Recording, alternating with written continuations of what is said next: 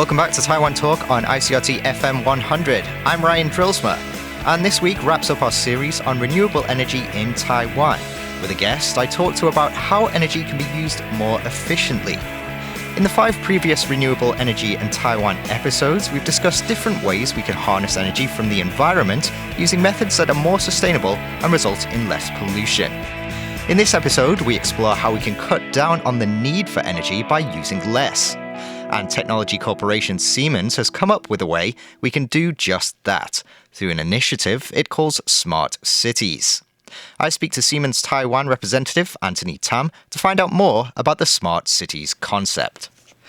Okay, so one of the initiatives that you have at Siemens is the Grid Edge, which is about decentralizing energy generation so communities generate and manage their own energy.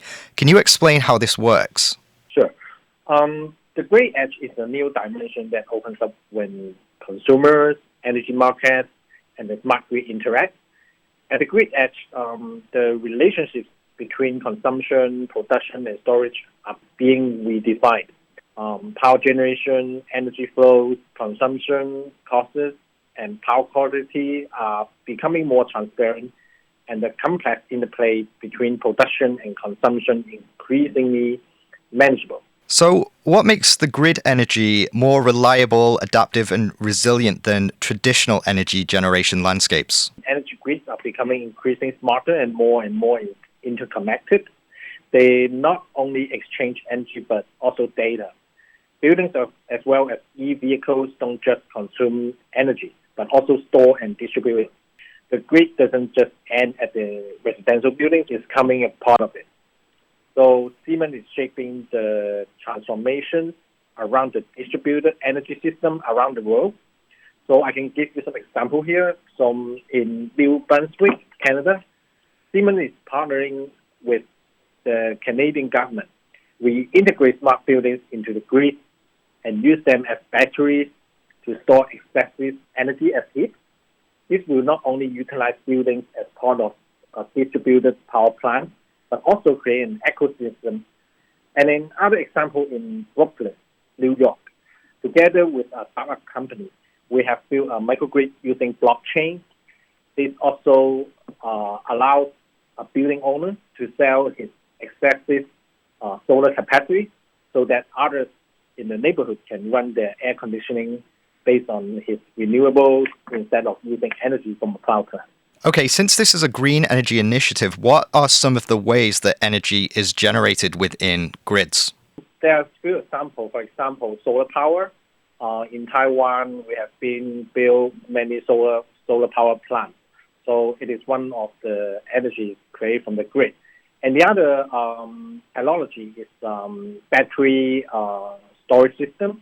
The facility can store their electricity in their own building and use it during the peak or sell it to the grid.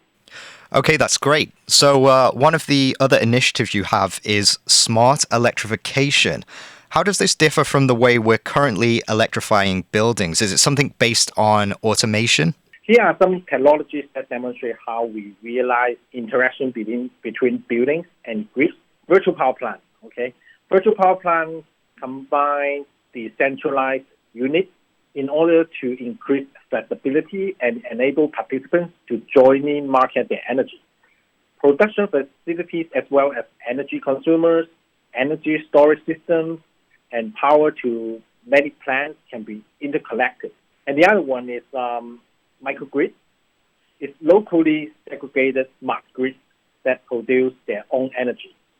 Autonomous microgrids cover their own energy demand permanently, which is functional in remote areas that lack a connection to the power grid. When connected to the grid, microgrids can provide grid services. What I want to know is, how do you define a smart building? Is this a building that's part of an energy grid, generates its own electricity, and uses smart electrification? Or are there other things that go into what makes a smart building? For example, technology that's used within the building so there's less electricity waste? Mm-hmm. Okay, smart building is more than smart grid. Yeah. So it contributes to the grid, providing excessive power, and also inside the building, it needs to be smart. And there are many different ways to improve a building being smart. For example, our space management, tracking and logging user movements, monitoring building area, occupancy levels and trends, provide real-time information to occupants. Smart building technology helps improve the space utilization to the benefit of both users and the building's energy requirements. And another way of a building getting smart is predictive operation and maintenance.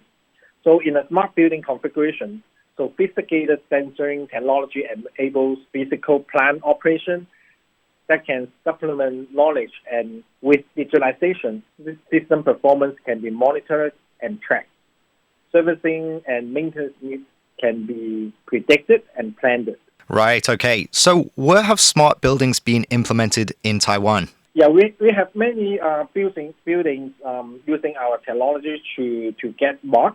Maybe I can give you one of the example is we have a large-scale project from the government, which is a public housing project named Guangci Boai, which is in the Sini district of Taipei City, adopted our Siemens open building management platform, we call it COCC, which integrates independent air conditioning, lighting, energy management, fire prevention, entry-exit access, and indoor air quality system into a single platform. Okay, does the establishment and maintenance of a smart building save money as well as energy?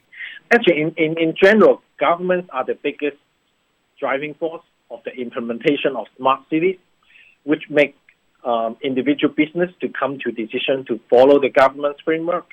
So regarding the implementation of Siemens Smart City concept, there are two success projects for your reference. One is Expo to Dubai, and the other is the cooperation with Singapore. So in Expo 2020 Dubai, the hosting of Dubai Expo 2020 requires substantial investment from the Dubai government across a range of infrastructure and related projects. A total spending of $9.7 billion is to have been allocated for Dubai Expo 2020 related investment, which is expected to bring in between 100 to 150 billion in foreign direct investment. The large government spending associated with Dubai Expo 2020 will in turn generate significant commercial opportunities for the private sector. Just bringing it back to Taiwan in specific, what do you think are some of the ways that buildings in Taiwan generally waste the most energy that smart solutions could fix? So in many facilities, more than 40% of their annual electricity use can be attributed to building air conditioning. A poorly maintained chiller uses about 30% more energy than necessary on an annual basis. So HVAC waste is a global common challenge, because in Taiwan, implementing energy efficiency solutions to HVAC technologies is crucial. For example, introducing technology to optimize chilled water and air distribution allows systems to respond more effectively to demand and to deliver energy where it's needed, all without sacrificing savings or building comfort, leading to a tremendous potential for energy savings and operational improvement. Okay, can existing buildings be made smart, or do smart buildings all have to be new projects? So Siemens can support all phases of the smart building journey. One of the most important systems is the building management platform and wireless technology that ensure all disciplines interact optimally. What's more, all systems are flexible and can be adapted quickly and inexpensively to new room requirements and layout. Are there any other smart building projects within Taiwan that you're currently working on or that you plan to work on in the future that people can watch out for? We do have some smart projects. For example, 2 years ago, we have worked with Lanshan Life Insurance. In Sini District, they have a Lanshan Plaza.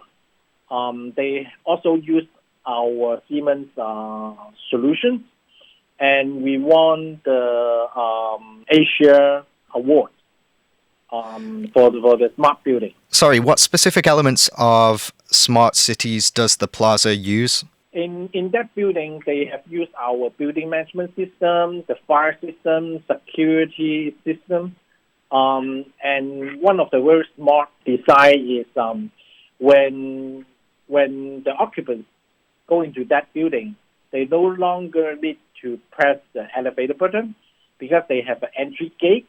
So they just need to swipe the card at that gate, and then the system will guide them to the designated elevator. So there will be no buttons on the elevator. So it is one of the examples of our smart solution. That was representative of Siemens Taiwan Anthony Tam talking to me, Ryan Drillsma, about the company's Smart Cities initiative to help use energy more efficiently. And this podcast was produced in cooperation with the European Chamber of Commerce Taiwan's Low Carbon Initiative. Don't forget to join us next week for a new episode of Taiwan Talk.